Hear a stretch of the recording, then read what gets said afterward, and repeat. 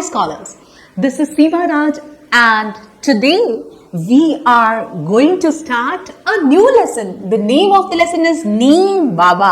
तो यहाँ पे किसकी कहानी पढ़ने जा रहे हैं? हम पढ़ने जा रहे हैं स्टोरी नीम बाबा की, which is a fascinating story. बहुत मजा आएगा आपको. So let's see the characters first. Here this is अंबर. तो ये बच्ची है छोटी सी जिसका नेम है अंबर, आपके जैसे क्यूट क्यूट से बच्चे है ना. और ये है नीम ट्री यानी कि नीम का पेड़, जिसे हम नीम बाबा भी लेसन में लिखा हुआ है. अब नीम के साथ बाबा लगाया, व्हाट डज इट मीन? सो नीम बाबा कहने का मीनिंग ये है कि ओल्ड, काफी पुराना नीम का पेड़, इसलिए उसको रेस्पेक्ट देने के लिए क्या लगा दिया? नीम बाबा.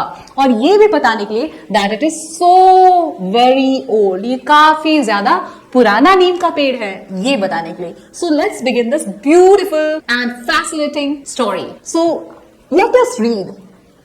तो चलिए हम भी let's start reading it. Ambar return from school. Ambar जो आपने जिसे थोड़ी देर पहले देखा था, क्यूट सी बच्ची, वो स्कूल से वापस आती है and sat down in the shade of the neem tree. और बैठ जाती आते आते स्कूल से किसकी छाया में? नीम के पेड़ की छाया में. इन हर कोर्टयार्ड यानी कि अपने आंगन में. So this is known as a courtyard, जो कि आप जनरली विलेजेस में देखते हैं या फिर ऐसे घरों में देखते हैं जहां पे स्पेस काफी ज्यादा हो. सो ये आंगन जिसे हम बोलते हैं कोर्टयार्ड. तो कोर्टयार्ड में यानी कि आंगन में नीम का पेड़ होगा शायद, और वहीं पे अंबर जो है उसके नीचे आके बैठती है. She felt that the tree was whispering to her. और उसको ऐसा फील होता है, उसको ऐसा अनुभव होता है, आभास होता है कि जो पेड़ है, नीम का पेड़ जिसके छाए के नीचे वो बैठी थी, जिसके छाए में बैठी थी, वो उससे कुछ फुसफुसा रहा है, कुछ कहने की कोशिश कर रहा है, कुछ कह रहा है शायद धीमी आवाज में. She looked at the tree, और वो पेड़ की तरफ देखने लग जाती है. I spoke to the tree, और ट्री से बोलती है. क्या बोलती है? क्या बोली? देखो आप. So in this picture what do you see? You see the same thing. यहाँ पे अंबर जो है वो अब बोलने लग रही है, बात कर रही है किससे? नीम बाबा से, यानी कि पुराने नीम के पेड़ से. अंबर, नमस्ते, आई एम अंबर. तो ये छोटी सी अंबर क्या बोलती है? नमस्ते, मैं अंबर हूं, मेरा नाम अंबर है. कहने का मीनिंग ये है. I would like to talk to you, मैं आपसे बातें करना चाहूंगी. तो अंबर क्या बोलती है कि उससे किससे बात करना है? उससे नीम बाबा से बात करना है, नीम ट्री से बात करना है. मिया, तो अंबर क्या बोलती? क्या मैं आपसे बात कर सकती हूँ? नीम बाबा, श्योर डियर अंबर. हाँ अंबर, तुम कर सकती हो, क्यों नहीं, ये नीम बाबा ने कहा. आई नो यू, मैं तुम्हें जानता हूं. You played in my shade in your childhood, तुम अपने बचपन में मेरे छाए के नीचे खेला करती थी. यू मे कॉल मी नीम बाबा, और इसलिए तुम मुझे नीम बाबा के नाम से बुला सकती हो. Ambar, I have seen you almost everywhere. Ambar क्या बोलती है? मैंने आपको लगभग हर जगह देखा है. Please tell me something more about yourself, please मुझे अपने बारे में कुछ और बताइए ना. तो देखो अंबर जो है कितनी ज्यादा क्यूरियस है ये जानने के लिए कि ये नीम ट्री जो है वो क्या है, क्या करता है, किस वजह से ये हर जगह पाया जाता है. अब आगे क्या होता है देखो. यहाँ पे भी अंबर जो है वो उसने देखो कुछ बातें कर रही है और कुछ क्या क्या क्वेश्चंस पूछ रही है, वो अब हमें जानने के लिए स्टोरी को फिर से पढ़ना पड़ेगा. So let's read it again. अब नीम बाबा क्या बोलते हैं? आई एम वेरी ओल्ड, मैं बहुत बूढ़ा हो गया हूँ. I was born millions of years ago, मैं लाखों साल पहले मेरा जन्म हुआ था. समवेयर इन नॉर्थ इंडिया, और कहीं पे नॉर्थ इंडिया में यानी कि उत्तरी भारत में या उत्तर भारत में मेरा जन्म हुआ था. या म्यांमार बोल सकती हूँ, म्यांमार में मेरा जन्म हुआ था. Soon my family spread outside India, और धीरे धीरे मेरी फैमिली जो है वो इंडिया से बाहर भी फैल गई.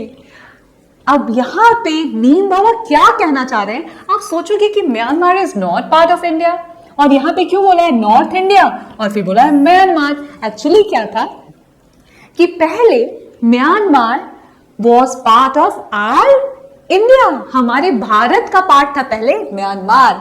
किसके पहले? इंडिपेंडेंस के पहले। तो उस वक्त म्यांमार जो है वो हमारे कंट्री का एक हिस्सा था, और इसलिए नीम बाबा क्या बोले कि पहले मैं इंडिया में था, या बोलो कि म्यांमार में मेरा जन्म हुआ और धीरे धीरे मेरी फैमिली जो है वो इंडिया से बाहर भी फैल गई। मीन्स इंडिया के बाहर भी लोग इन्हें ग्रो करने लग गए नीम ट्रीज को। अब अंबर आगे क्या बोल रही है? आउटसाइड इंडिया, इंडिया के बाहर भी आपको लोग उगाने लग गए। आपकी फैमिली कैसे फैल गई इंडिया के बाहर? Where else can Neem be found? और कहाँ कहाँ पे इंडिया के बाहर नीम पाया जाता है? तो नीम बाबा क्या बोलते हैं? देखो नीम बाबा क्या बोलते हैं? My family can be found in many Asian and African countries. तो नीम बाबा बोलते हैं मेरा जो परिवार है, मेरी जो फैमिली है वो एशिया के बाहर भी पाई जाती है, बहुत सारे एशियन कंट्रीज में। एशिया के जो देश हैं, एशियन देश, उसमें उनके बहुत सारे कंट्रीज में पाए जाता हूँ मैं। एंड अफ्रीकन कंट्रीज में भी, सिर्फ एशिया में ही नहीं, अफ्रीका के जो कंट्रीज हैं वहाँ पे भी मैं पाया जाता हूँ। And even in some parts of America, और अमेरिका के भी कुछ पार्ट्स में, कुछ हिस्सों में मैं पाया जाता हूँ, वहाँ पे भी मुझे लोग उगाते हैं। तो इस तरीके से मैं इंडिया के बाहर भी मेरी फैमिली रहती है, या इंडिया के बाहर भी मुझे ग्रो किया गया है, उगाया गया है। सो अब ये सब बातें नीम बाबा बता रहे किसको? छोटी सी अंबर को अपने बारे में जानकारी दे रहे हैं। तो अब आपको भी पता चल गया होगा कि कहाँ पे नीम बाबा का बर्थ हुआ। तो वो हुआ इंडिया, क्या नॉर्थ इंडिया में, या फिर आप बोल सकते हैं म्यांमार में, क्योंकि म्यांमार उस वक्त हमारा ही हिस्सा था जो कि नॉर्थ पार्ट ऑफ इंडिया है। अब बाहर कहाँ कहाँ पे है? तो एशिया, आपको पता है कॉन्टिनेंट जो, वहां पे एशिया के बहुत सारे एरियाज में, कंट्रीज में, अफ्रीकन कंट्रीज में, और इवन अमेरिका में भी पाया जाता है ये नीम।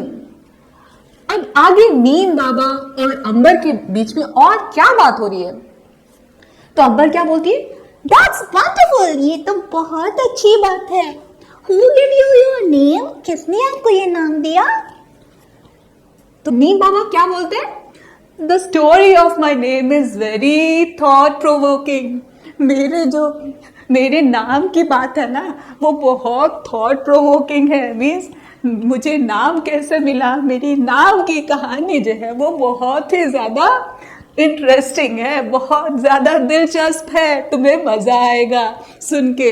आई वॉज बोर्न इन इंडिया, मैं इंडिया में मेरा जन्म हुआ था। And given Sanskrit names such as Arishta. तो मैं कहाँ पे जन्मा? मैं जन्मा था इंडिया में, और मेरा संस्कृत में नाम दिया गया मुझे अरिष्टा। दी वन हु क्योर्स डिजीजेस, वो जो कि बीमारियां ठीक करते हैं, इलाज कर देते हैं, बीमारियों को हमेशा हमेशा के लिए दूर कर देते हैं।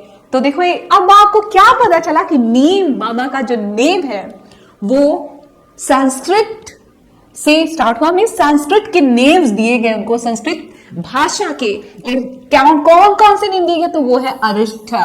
ओके, अरिष्टा यानी कि वो जो कि बीमारियों को जड़ से सफाया कर देता है। तो इनका पहला नेम जो है संस्कृत का, जो इन्होंने अपने बारे में बताया, वो था अरिष्टा। दूसरा नेम आगे क्या बता रहे? वो नीम बाबा, निम्बा एंड निम्बैका। तो मुझे निम्बा और निम्बैका जो संस्कृत नाम है ये भी मिले, इससे भी बुलाया जाता है, इन नामों से मुझे लोग जानते हैं। The name is given by the Iranians। और जो नीम नाम है जिसे तुम मुझे जानती हो, या ज्यादातर लोग जानते हैं, वो मुझे किसने दिया वो पता है? ईरानियंस ने दिया ये नाम मुझे। तो अब नीम बाबा क्या बोले देखो आप, कि अरिष्टा, निम्बाका और निम्बा, ये सब नाम उनको संस्कृत भाषा से, यानी कि संस्कृत लैंग्वेज से मिला। और ये जो नेम जिसे हम जानते हैं, आप जानते हैं, वो नेम किसने दिया था? ईरानियंस ने दिया था उनको। वो लोग जो कि ईरान से आए थे, उन्होंने उनका नाम रखा, या ईरान के लोगों ने उनका नाम रखा था नीम। अंबर रियली, सच्ची? अब अंबर जो है वो हैरान हो गई कि इरानियंस ने ये नाम रखा और इसे तो हम भी जानते हैं। तो आपको पता है बहुत सारे लोग जो है वो इंडिया में आके सेटल हो गए, ईरान से या फिर दूसरे कंट्री से। हमारे कुछ लोग जाके वहां पे सेटल हो गए दूसरे कंट्रीज में। तो इस तरीके से हमने उनसे उनकी लैंग्वेजेस सीखी, कुछ उनके डिशेस सीखे, उनके खाने पीने की चीजें जो है वो बनाना सीखा, खाना सीखा। और इस तरीके से ईरान ने जो नेम दिया ईरान के लोगों ने, वो आज कितना ज्यादा पॉपुलर है। नीम बाबा आगे क्या बोलते हैं? Yes, in Hindi my name is neem. तो वो क्या बोलते हैं? हाँ, हिंदी में लोग मुझे नीम के नाम से जानते हैं। सो सिर्फ संस्कृत नेम्स ही नहीं मिला इन्हें, बल्कि हिंदी में भी नाम दिया गया। In India I have other names, निम, लिम्बा, निमोरी, निम्बामोड, निम्बे एंड नीमो। तो अब नीम बाबा आगे क्या बोले हैं कि भारत में यानी कि इंडिया में मुझे और भी नामों से जाना जाता है, जैसे कि नीम, लिम्बा, निमोरी, निम्बामोड, निम्बे और नीमो। तो देखो आप, जैसे आपकी जो भी आपका ही नेम, उसका एग्जाम्पल ले लेते हैं। आपको कितने सारे नेम से जाना जाता है ना। आपकी नानी ने आपके लिए कोई और नेम सोचा होगा, और आपकी मम्मा किसी और नेम से बुलाती होंगी प्यार से, पापा किसी और नेम से बुलाते होंगे, या हो सकता है कि दादाजी कुछ और नेम रखे। सो ऐसा होता है ना आपकी फैमिली में, कुछ लोग या अड़ोसी पड़ोसी किसी और नेम से बुलाते होंगे। तो वैसा ही था नीम बाबा का भी, इनको भी बहुत सारे नेम्स दिए गए थे। Ambar, you are so well known, आप कितने ज्यादा फेमस है। दैट इज वंडरफुल, ये तो अद्भुत है, बहुत अच्छी बात है। देखो ना, अंबर जो है खुश हो गई नीम बाबा से इतनी सारी चीजें उनके बारे में जान के। अब देखो बूढ़े से नीम बाबा जो है वो आगे क्या बता रहे हैं अपने बारे में। नीम बाबा बोलते हैं, dear Ambar, we become well known for what we do. देखो बेटा अंबर, हम जो काम करते हैं उसी की वजह से जाने जाते हैं। पीपल फाइंड अस यूजफुल, लोग हमें यूजफुल मानते हैं, उपयोगी मानते हैं। And that is why they know us, वो इसी वजह से हमें जानते हैं। Scientist call us better grace of God, और जो साइंटिस्ट है, जो वैज्ञानिक लोग हैं, उन्होंने तो मुझे एक अलग ही नाम दिया है। क्या? कड़वी, भगवान की कृपा, भगवान की कड़वी कृपा। नेचर्स गिफ्ट टू मैन, कुछ साइंटिस्ट मुझे नेचर का गिफ्ट बताते हैं इंसानों के लिए। एंड क्लीनलीनेस पार्टिंग ट्री, एक ऐसी ट्री, एक ऐसा पेड़ जो कि सिर्फ और सिर्फ सफाई करता है हवा की। Some even call us magic tree, और कुछ लोग तो हमें मैजिक ट्री के नाम से भी जानते हैं, यानी कि जादुई पेड़ के नाम से भी जानते हैं। And the tree of the 20th century, और कुछ लोग हमें 20th सेंचुरी का पेड़ भी बोलते हैं। सो आप देखो कितना सारा इंफॉर्मेशन दिया नीम बाबा ने खुद के बारे में। किसको? छोटी सी अंबर को। अब आप देखो क्या बोले वो, यहाँ पे नीम बाबा को पर्सोनिफाई किया गया है, उनको इंसान की यानी कि ह्यूमन की कैरेक्टरिस्टिक्स दी हैं, उनको क्वालिटी दी है ह्यूमन की। इसलिए तो नीम का पेड़ कहीं आपने बोलते हुए सुना है या देखा है? नहीं ना। लेकिन यहाँ पे नीम का पेड़ इसलिए बोल पा रहा है क्योंकि उसको इंसान की क्वालिटी दी है राइटर ने। हम इंसान बोल सकते हैं, अपनी कहानी बता सकते हैं, अपना नाम बता सकते हैं, लेकिन कोई पेड़ नहीं बता सकता। तो जब आप किसी और चीज को, इंसान के अलावा कोई भी चीज हो, उसको आप ह्यूमन की क्वालिटी दीजिए, पर्सन की क्वालिटी दे दिए, that is known as personification.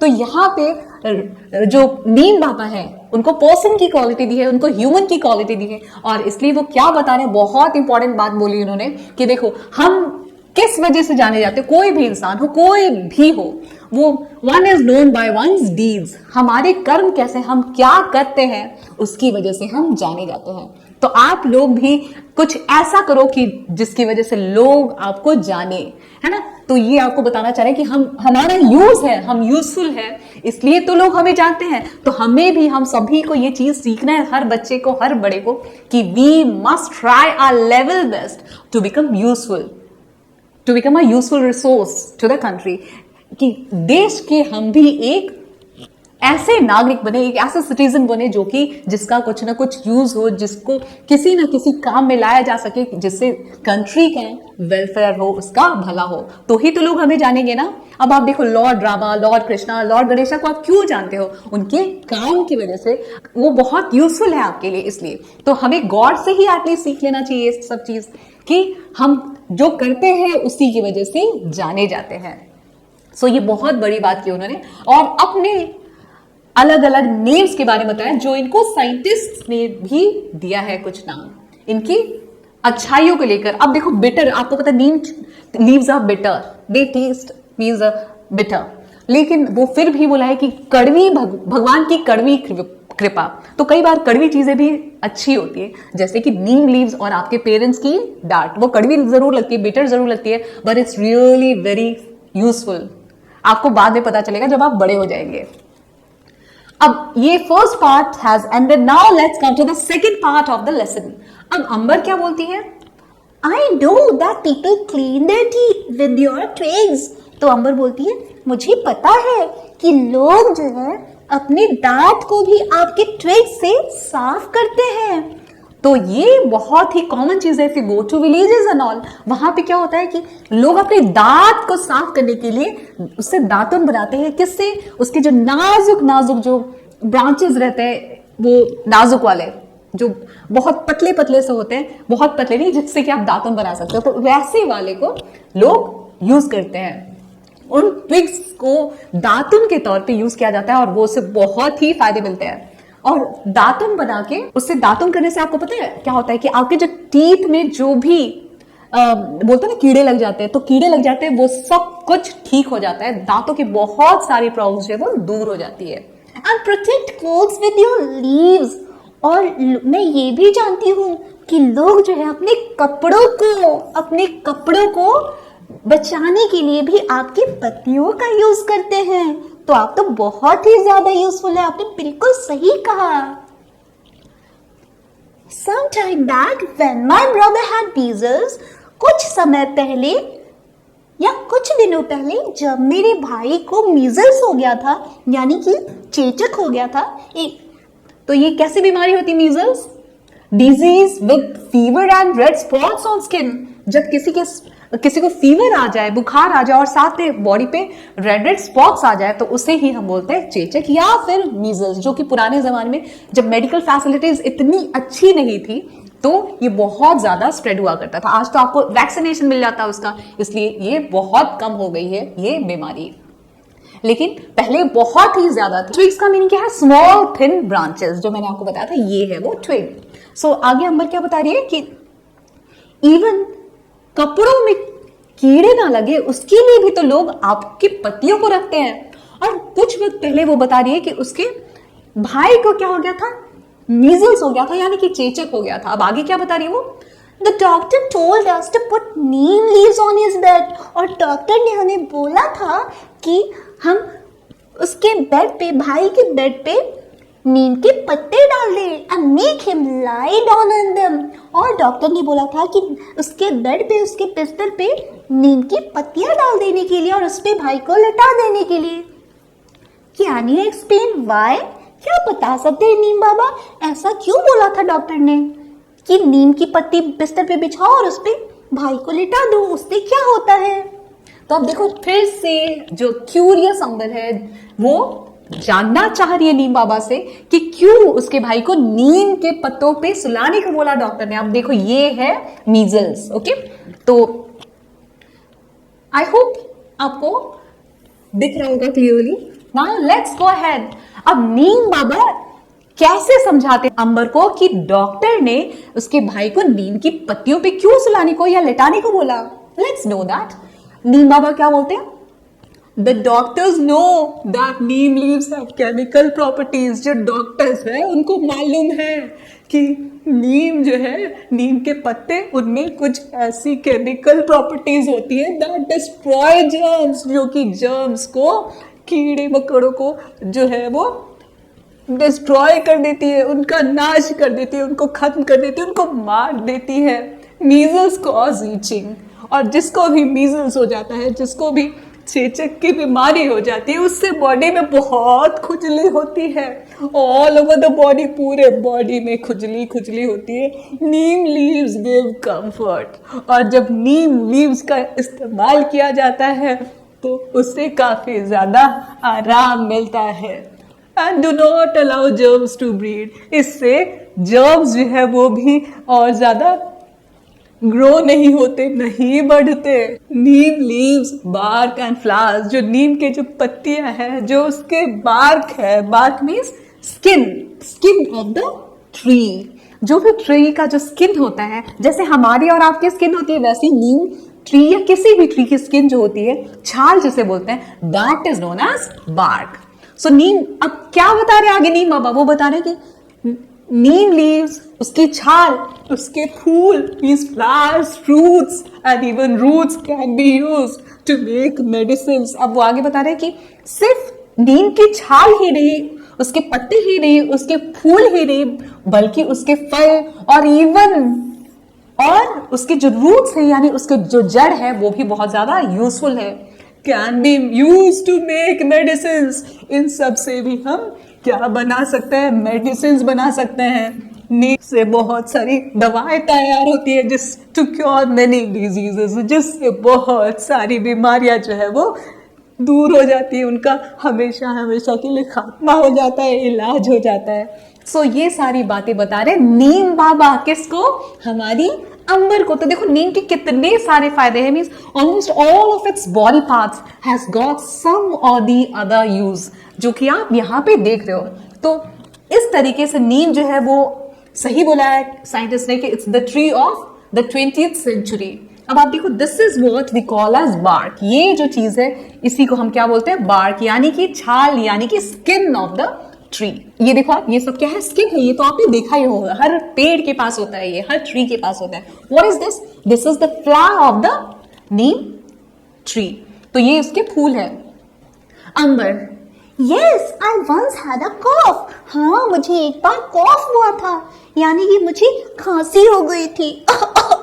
And I could not breathe properly. और मैं अच्छे से सांस नहीं ले पा रही थी। My grandmother cured me. और मेरी जो grandmother है, उन्होंने मुझे ठीक किया, मेरा इलाज किया with a medicine made from neem bark. और उन्होंने एक दवा तैयार की, किससे, नीम की छाल की दवा, यानी कि नीम की स्किन की दवा। And when my father had itching in the eyes, और जब मेरे पापा की आंखों में खुजली हो रही थी, she prepared a Kajal from Neem flowers. उस वक्त मेरी दादी ने काजल बनाया, किसका, नीम के फ्लावर्स का, फूलों का, विच क्योर्ड हिम, जिससे मेरे पापा बिल्कुल ठीक हो गए, उनकी आंखों से खुजली जो थी वो हमेशा हमेशा के लिए गायब हो गई। देखो आपको अभी फिर से पता चल गया कि नीम के जो फ्लावर्स है उससे काजल बना के अगर हम आंखों पे लगाते हैं, अगर आंखों में इचिंग हो रही है, खुजली हो रही है, तो उससे वो सब कुछ ठीक हो जाता है। अगर किसी को कॉफ हो, यानी कि खांसी हो, सांस लेने में तकलीफ हो रही हो, तो भी उसकी छाल जो है, उसका जो बार्क है, काफी ज्यादा यूजफुल होता है। और उससे देखो आप कितनी, neem tree is really a medicinal tree, सही है कि पूरा दवा, पूरी दवा का ही पेड़ है ये, मेडिसिन ट्री ही बोल सकते हैं उसे, मेडिसिनल ट्री या मेडिसिन ट्री भी बोल सकते हैं आप। उसके कौन सी पार्ट ऐसा है जिसका कोई यूज नहीं है, आप देख रहे हो हर पार्ट का, each and every part of it has got some और दी अदर यूज, है ना। नीम दामा, oh little Ambar, you know so much. अरे छोटी अंबर, तुम्हें तो बहुत कुछ पता है। रिमेंबर, याद रखना, these remedies are to be used only by people. ये जो रेमेडीज है, यानी जो उपचार है, रेमेडीज मीन्स उपचार, जो आप घर पे ट्राई करते हो, घर पे किसी ना किसी चीज को, घरेलू चीजों को या फिर किसी हर्ब्स को, किसी जड़ी बूटी को यूज करके आप बनाते हो, that is known as remedy, यानी कि उपचार, क्योर।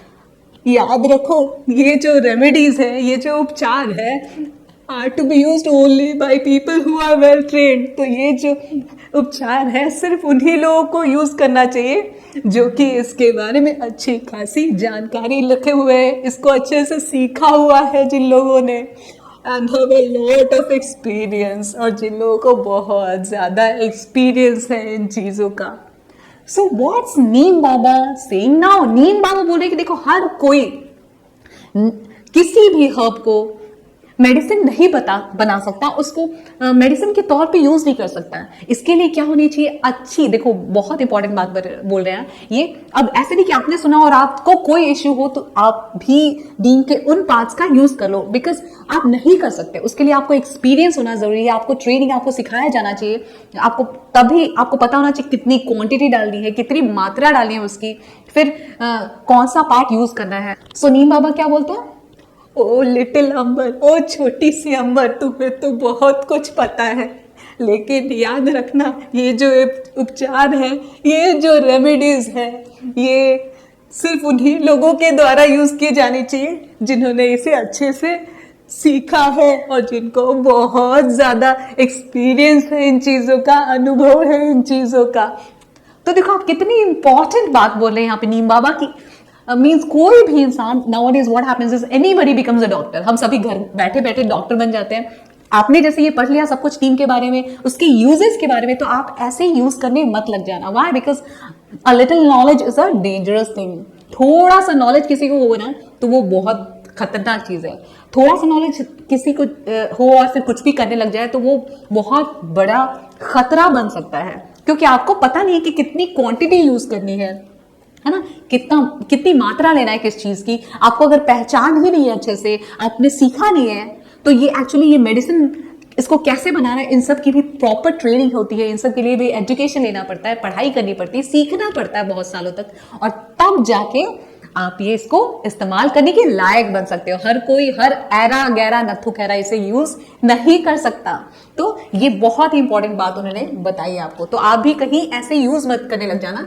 आपने पढ़ लिया तो आप इसे यूज करोगे, अभी नहीं। अभी आपको सीखने की जरूरत है, बड़ों से पूछो, थोड़ा सा धीरे धीरे एक्सपीरियंस आ जाएगा आपको, और इस तरीके से आप धीरे धीरे जान जाओगे। अभी तो बहुत छोटे हो, ठीक है। अब व्हाट हैपेंस नेक्स्ट? अब आप देखो यहाँ पे क्या है, आप what you see here, this is a beautiful rice field, है ना। ये क्या है? पिक्चरेस्क क्या है? जो पैडी फील्ड है ये, यानी कि धान का खेत या फिर चावल का खेत आप बोल सकते हैं। अब आप सोचोगे मैं चावल के खेत में आपको कहां लेके आ गई? आपको तो नीम बाबा के बारे में जानना था ना, टेंशन मत लो, है इन्हीं के बारे में ये सब कुछ। अब अंबर क्या बोलती है आगे? Yes I will. हाँ नीम बाबा, मैं ऐसा ही करूंगी। Tell me Neem Baba, is there any use of neem for the farmers? तो नीम बाबा से आगे वो बहुत ही अच्छा क्वेश्चन पूछ रही है। क्या पूछ रही है अंबर? कि नीम बाबा अब मुझे ये बताइए कि क्या फार्मर्स के लिए, यानी कि किसानों के लिए कोई नीम का यूज है या नहीं? नीम उनके लिए कैसे उपयोगी है, कैसे वो इसका उपयोग कर सकते हैं? कौन? फार्मर्स यानी कि किसान। अब देखो आप, इसलिए मैं, अब आप समझ गए होंगे, इसलिए मैं आपको कहां पे लेके आई थी? पैडी फील्ड में लेके आई थी, यानी कि धान की के खेत में लेके आई थी। अब आगे क्या देखो आप, ये भी आप टेंशन मत लो, ये भी अभी आएगा तो मैं आपको बताऊंगी।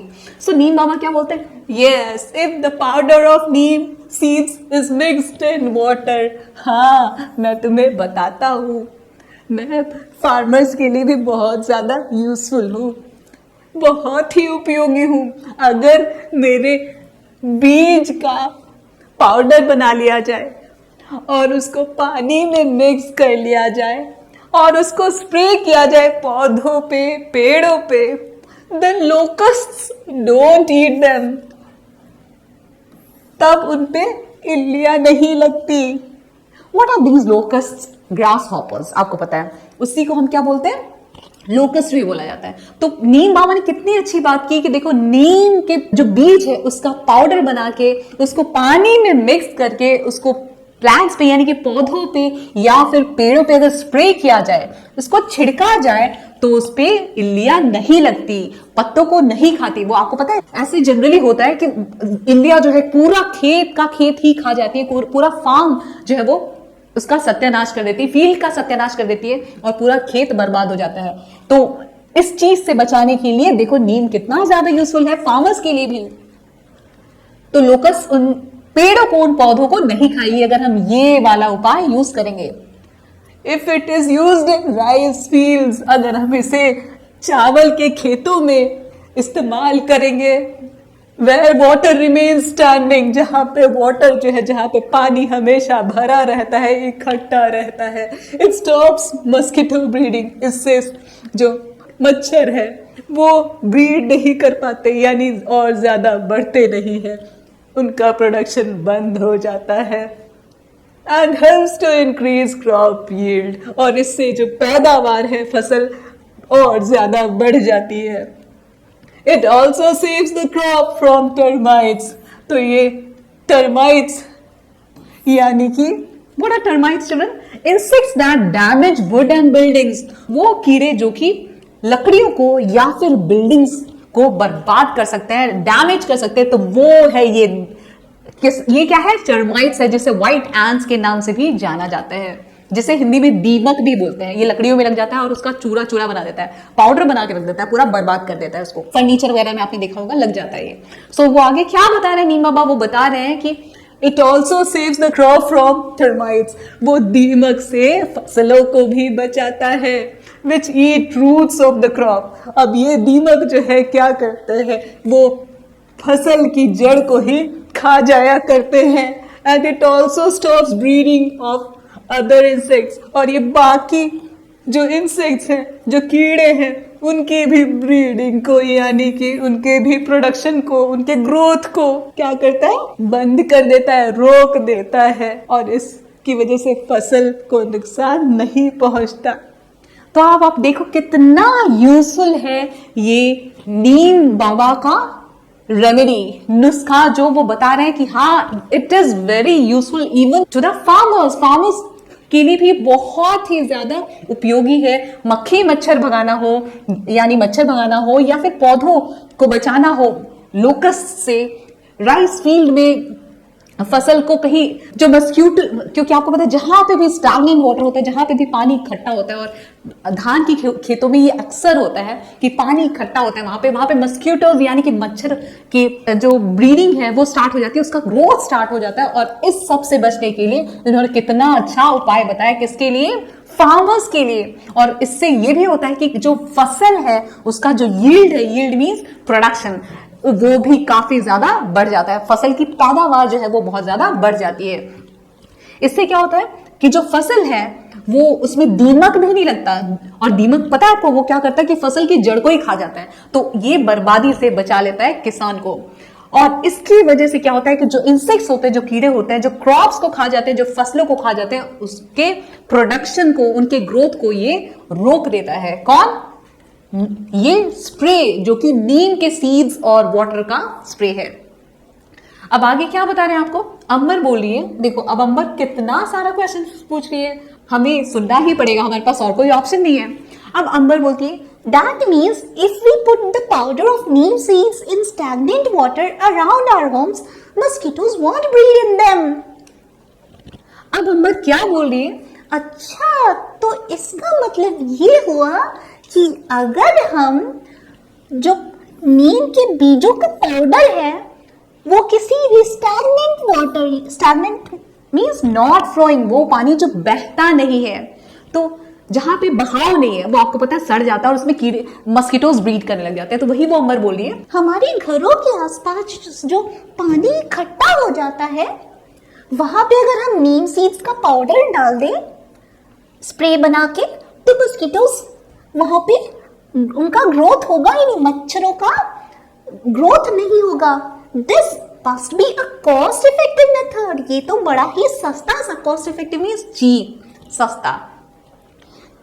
Good outcome in least amount of resources. So ये है इसका मीनिंग, यानी कि कम दाम में फायदा ही फायदा. तो वो बोल रही है अंबर कि ये तो बहुत ही अच्छी बात है, सस्ते में बहुत काम हो जाएगा. ये तो बड़ा ही अच्छा मेथड है, बहुत ही अच्छा तरीका है to stop mosquitoes from breeding. Mosquitoes को, मच्छरों को, उनका जो ग्रोथ है उससे कम करने के लिए ये तो बड़ा ही अच्छा तरीका है. Please tell me other uses of neem in our daily life. अब आगे अंबर और क्या पूछ रही है? बोलिए कि कृपया करके मुझे नीम के बाकी यूजेस को बताइए, उसके और उपयोग बताइए जिसे हम डेली कर सकते हैं. अब नीम की इतनी सारी चीजें जान के ये अंबर जो है काफी ज्यादा खुश है। अब आगे क्या होता है देखो, आप इतना सब कुछ अंबर जान चुके, then to she wants to know more and more about it. अब नीम बाबा क्या बोलते हैं? Of course people save their stored grains from insects by adding neem seed powder to them. अरे हाँ, क्यों नहीं अंबर, और बताऊंगा तुम्हें मेरा प्रयोग जो तुम डेली कर सकती हो, आम जिंदगी में कर सकती हो और बहुत फायदे होंगे। तो वो क्या बताते हैं आगे कि लोग जो है क्या करते हैं, लोग अपने ग्रेन्स को यानी अनाज को जब स्टोर करते हैं इकट्ठा करके पूरे साल के लिए या 6 महीने के लिए जब रखते हैं तो उसमें इंसेक्ट्स लग जाते हैं, कीड़े लग जाते हैं, और इससे बचने के लिए वो क्या कर सकते हैं, उसमें क्या ऐड करते हैं, क्या मिला देते हैं, नीम के बीज का पाउडर उन अनाजों में मिला देते हैं, और ये अनाज साल दर साल खराब नहीं होते, इनमें कीड़े नहीं लगते। Neem also use to make soaps, और जो नीम का जो तेल है उससे साबुन भी बनता है, एंड टूथपेस्ट, और यही नहीं टूथपेस्ट भी बनता है जिससे तुम ब्रश करोगे तो तुम्हारे दांतों में कीड़े नहीं लगेंगे। तो देखो आप, उसका सोप भी बनता है नीम के ऑयल का, ये बता रहे नीम बाबा, यानी कि साबुन बनता है और इवन टूथपेस्ट भी बनता है। Furniture made from neem wood is not eaten by termites, और वो फर्नीचर जो नीम की लकड़ी से बनते हैं उनमें कभी भी दीमक नहीं लगते। Neem also purifies the air, और नीम इतना ही नहीं बल्कि हवा को भी साफ करता है, शुद्ध करता है। There are many qualities yet to be discovered.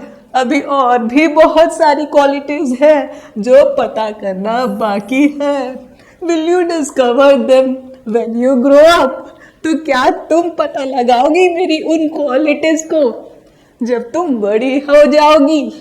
तो ये सब बातें नीम बाबा अंबर से बोलते, क्या बोलते हैं कि तो मैं एयर को भी प्यूरिफाई करता हूँ, यानी एयर को क्लीन करता हूँ, साफ करता हूँ, और इतने सारे तो उन्होंने बताए ही, और आगे बोले कि और भी बहुत सारी मेरी क्वालिटीज है, मेरी खासियत है।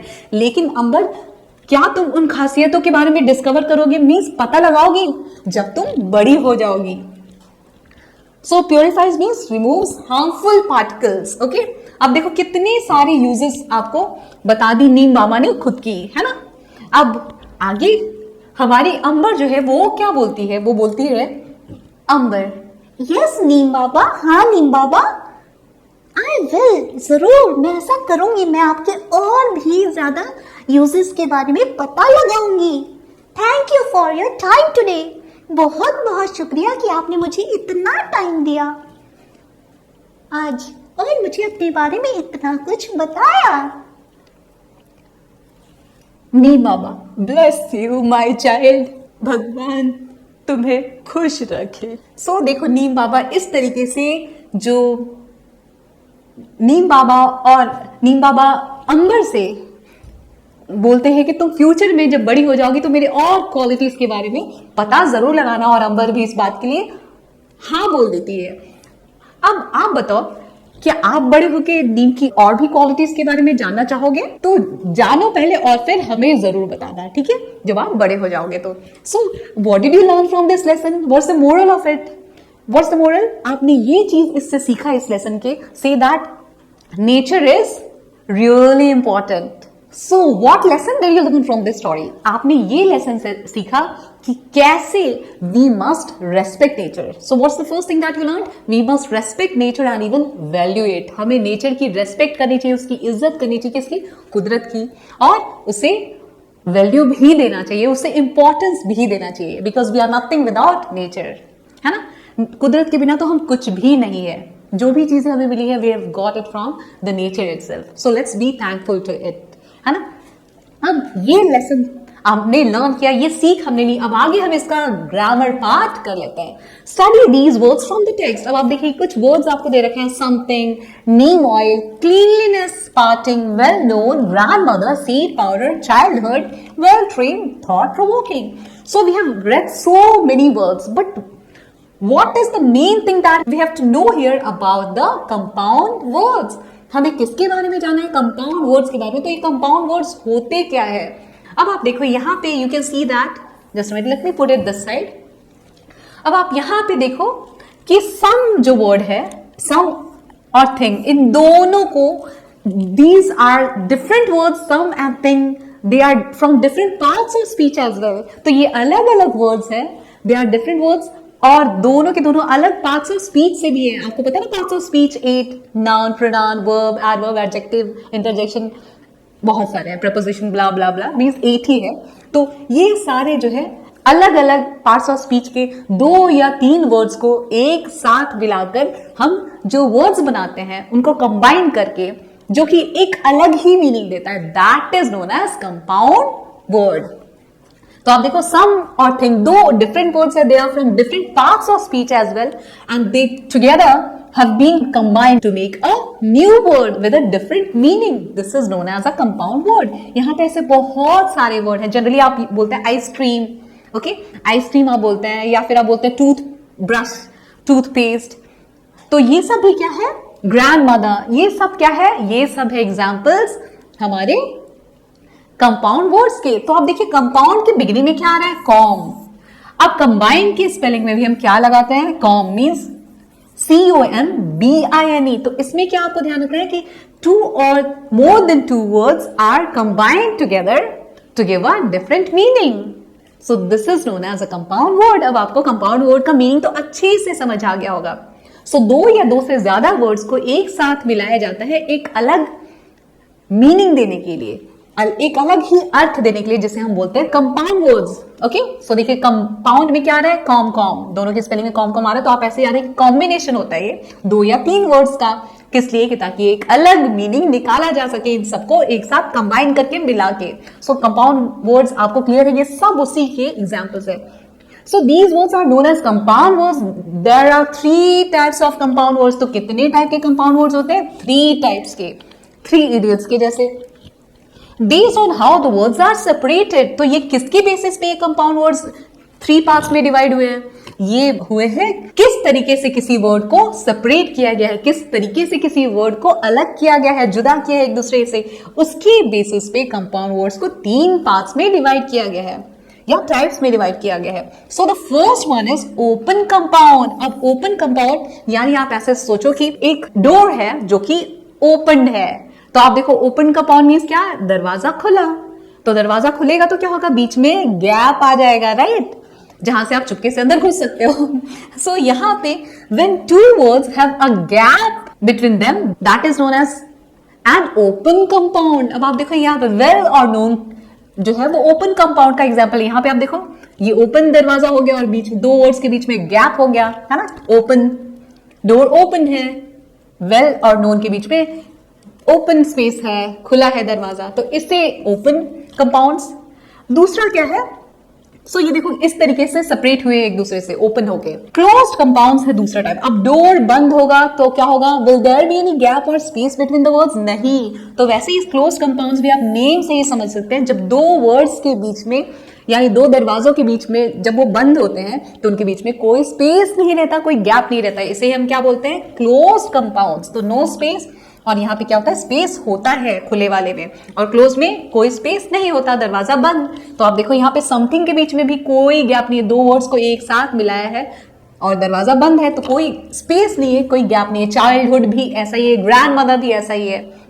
Okay, next one is hyphenated compound words. तो इसमें बहुत सिंपल सा है, 2 वर्ड्स या 3 वर्ड्स के बीच में क्या होता है? एक हाइफन। ओके, हाइफन लगा होता है। हाइफन मीन्स जिसे आप डैश बोलते हो, वो डैश नहीं होता, हाइफन होता है। Like you can see that here, cleanliness, parting, इन दोनों के बीच में आप देखो क्या लगा हुआ है? एक हाइफन लगा हुआ है। तो ये तो बहुत सिंपल है। हाइफनेटेड कंपाउंड मीन्स वो कंपाउंड वर्ड्स जिसके बीच में क्या है? एक हाइफन लगा हुआ है। यहाँ पे भी देखो आप, थॉट प्रोवोकिंग के बीच में हाइफन लगा हुआ है।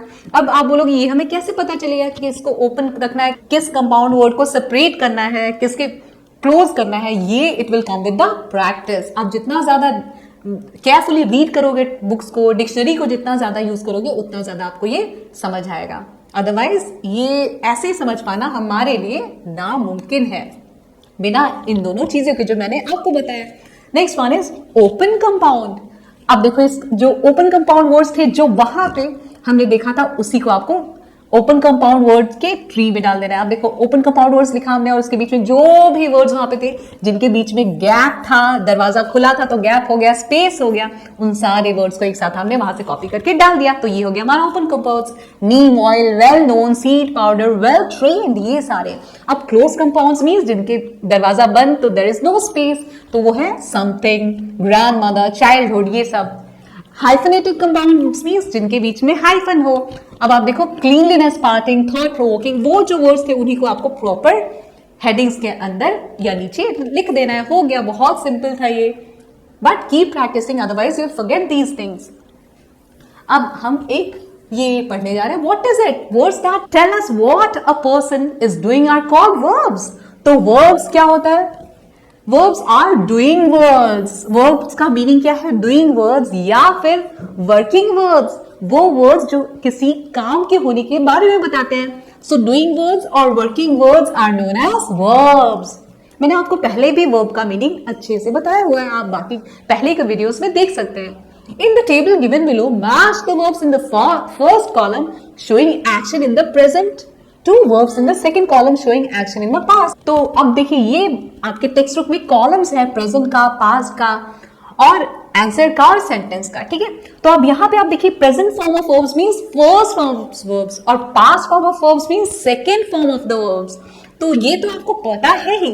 अब आप आगे बढ़ते हैं। बिकम देखिए फर्स्ट फॉर्म ऑफ वर्ब है, वो उसका पास्ट इसी टेबल में दे रखा है। ये सारे इसमें सारे वो वर्ब्स हैं जिसका प्रेजेंट फॉर्म दे रखा है, इसमें सारे वो वर्ब्स हैं जिसका पास्ट टेंस दे रखा है। अब आपको ढूंढना है कि किस वर्ब का पास्ट टेंस कौन सा है। सो बिकम का पास्ट है बिकेम, राइट। ये देखिए बिकम का फोर्थ वाला आंसर है तो हमने लिख दिया फर्स्ट का फोर्थ। सेकंड फाइंड का आंसर कहां पे मिला आपको? फिफ्थ, तो इधर लिख दिया। थर्ड का आंसर मेड है तो ये हमने फर्स्ट लिख दिया। तो इस तरीके से आप ये नंबरिंग कर लेंगे, ओके। अब हमें क्या करना है? We have been asked to frame sentences as well. हमें sentences भी बनाने को बोला गया है, ओके। और आपको किसी भी एक फॉर्म, प्रेजेंट फॉर्म या फिर पास्ट फॉर्म की वर्ब लेनी है और उससे सेंटेंस बनाना है। So the first one is, यहां पे देखिए आप बिकम यानी कि फर्स्ट फॉर्म को मैंने लिया है, उससे एक सेंटेंस फ्रेम किया है। I want to become a teacher when I grow up. तो आप इतना लंबा चौड़ा लिखने के बजाय सीधे से आप ये भी बोल सकते हैं I want to become a teacher, बस इतना भी सही रहेगा। But do remember whenever you frame sentences they must be short. Short sentences बनाइए, छोटे से बनाइए आपके जैसे, लेकिन वो मीनिंगफुल होने चाहिए, जिस उसका कोई ना कोई अच्छा सेंस आना चाहिए, पॉजिटिव सेंस, अच्छा मीनिंग निकलना चाहिए। उसी को बोलते हैं करेक्ट सेंटेंस, है ना, ग्रामेटिकल एरर्स के बिना। क्योंकि if you frame long sentences, if you make long sentences, the errors will be more, है ना। तो एरर्स को, गलतियों को कम करने के लिए छोटे सेंटेंसेस बनाइए कि ताकि गलतियां कम हो और जिसका अच्छा मीनिंग निकले, है ना। अब नेक्स्ट है या सही मीनिंग निकले। अब मैंने लिया है फाइंड का पास्ट, फाउंड। आप कुछ भी ले सकते, I found a lost puppy in the park. मुझे पार्क में एक भटका हुआ सा या भूला हुआ सा, गुमा हुआ सा पप्पी मिला, यानी कि पिल्ला मिला, कुत्ते का बच्चा मिला। अब नेक्स्ट मैंने लिया है मेड, जो कि मेक का पास्ट है। तो आप यहां पे चाहे तो मेक भी ले सकते हैं, अब आपकी मर्जी है। मैंने मेड लिया है। She made a beautiful card for her friend. उसने अपने दोस्त के लिए एक बहुत ही सुंदर सा कार्ड बनाया। नेक्स्ट है डिस्कवर्ड, ठीक है, मैंने डिस्कवर का पास लिया है। So we discovered a new cafe near school. हमने स्कूल के पास में एक कैफे ढूंढा। अब कैफे क्या होता है? एक ऐसी जगह जहां पे ड्रिंक्स या फिर छोटा मोटा खाने का सामान मिलता हो, सो उसे हम बोलते हैं कैफे। तो हमने स्कूल के पास एक नया कैफे खोज निकाला है। नेक्स्ट है टोल्ड। अब टोल्ड का सेंटेंस आप कुछ भी बना सकते हैं। He told me a funny story yesterday. उसने मुझे एक बहुत ही मजेदार हंसाने वाली कहानी जो है वो कल सुनाई। My mother, let me put it this side. अब क्या लिया है मैंने? अब गिव लिया है। My mother give me a gift, sorry gift नहीं है, गिफ्ट नहीं है यहाँ पे, जी कट। So my mother give me a gift on my birthday. मेरी माँ ने मुझे मेरे जन्मदिन पे एक गिफ्ट दिया, एक तोहफा दिया या एक भेंट दिया। So I hope it's clear to you. अब हम आगे बढ़ते हैं। अंबर स्पीक्स टू नीम बाबा। अंबर जो है नीम बाबा से बात करती है। As if speaking to a person, जैसे कि वो किसी इंसान से बात कर रही हो। तो अमर किस तरीके से बात करती है आपने देखा था, ऐसे बात करती है जैसे नीम बाबा एक ट्री ना होके कौन होंगे, एक इंसान होंगे, इस तरीके से बात करती है वो। क्योंकि ट्री तो कभी बात कर ही नहीं सकता, कौन बात कर सकता है, ह्यूमन बात कर सकता है, पर्सन बात कर सकता है, इंसान बात कर सकता है। This figure of speech is called personification, और इसी फिगर ऑफ स्पीच को, इसी पोएटिक डिवाइस को हम क्या बोलते हैं, पर्सोनिफिकेशन। यानी कि किसी पर्सन की क्वालिटी, इंसान की क्वालिटी किसी और चीज को दे देना, इसे हम क्या बोलते हैं, पर्सोनिफिकेशन। तो ये मैंने आपको the raven and the fox poem में भी सिखा रखा है। Let us look at some more examples. अब चलिए हम और कुछ एग्जाम्पल्स किसके ढूंढते हैं, पर्सोनिफिकेशन के, यानी कि इसे हिंदी में मानवीकरण भी बोलते हैं, यानी कि आप किसी को भी मानव बना देते हैं, इंसान की क्वालिटी दे देते हैं। The leaves whisper in the wind. जो पत्ते हैं वो हवा में क्या करने लगे, विस्पर करने लगे, फुसफुसाने लगे, कुछ धीरे धीरे बोलने लग गए। तो ये क्या, आप बताओ क्या पत्ते बोल सकते हैं कभी, नहीं बोल सकते। तो ये क्या हो गया, यहां पे आप देखो, यहां पे किसकी क्वालिटी दे दी लीव्स को, विस्पर करने की क्वालिटी, यानी कि फुसफुसाने की क्वालिटी, जो कि इंसान की क्वालिटी होती है, पर्सन की क्वालिटी होती है। तो ये भी है पर्सोनिफिकेशन का example. Leaves can not whisper, here they are given the human action of whispering. जो मैंने आपको बता दिया, the flowers dance merrily in the breeze. अब देखो, फ्लावर्स जो है यानी जो फूल है वो कैसे डांस कर सकते हैं, मैरीली मीन्स खुशी से। अब यहाँ पे सेंटेंस है कि जो फूल है वो खुशी के मारे ठंडी ठंडी हवा सुबह की जो थी उसके साथ उसमें डांस करने लग गए, यानी कि नाचने लग गए। अब आप बताओ, फ्लावर्स क्या ह्यूमन है, क्या पर्सन है कि वो डांस करेंगे? तो यहाँ पे वही बोला जा रहा है कि एक फूल जो है वो ठंडी हवा के साथ ठंडी हवा में खुशी से नाचने लग गया। तो ये क्या हो गया, फ्लावर्स को क्वालिटी दी ह्यूमन की, यानी कि डांस करने की क्वालिटी जो कि ह्यूमन के अंदर होती है। तो इसे भी हम क्या बोलेंगे, पर्सोनिफिकेशन का example. Now discuss it with your classmates and teacher. I know you will surely discuss personification, है ना। और इसी के साथ I hope your grammar part has come to an end. Hope you understood it very well. समझ आ गया तो अच्छी बात है, नहीं समझ आया तो do comment and let us know regarding your queries. So thanks for watching, but before leaving I would like to tell you that kindly like our channel. अगर आपको हमारा वीडियोस अच्छा लगा है तो हमारे वीडियो को लाइक करिए, चैनल को करना है तो वो आप कर सकते हैं कमेंट में। सो वीडियोस को लाइक करिए, just subscribe our channel and don't wait for the coming videos. आप वेट मत करना क्योंकि हम तो अपने आप आ ही जाएंगे। So bye bye, take care and study well.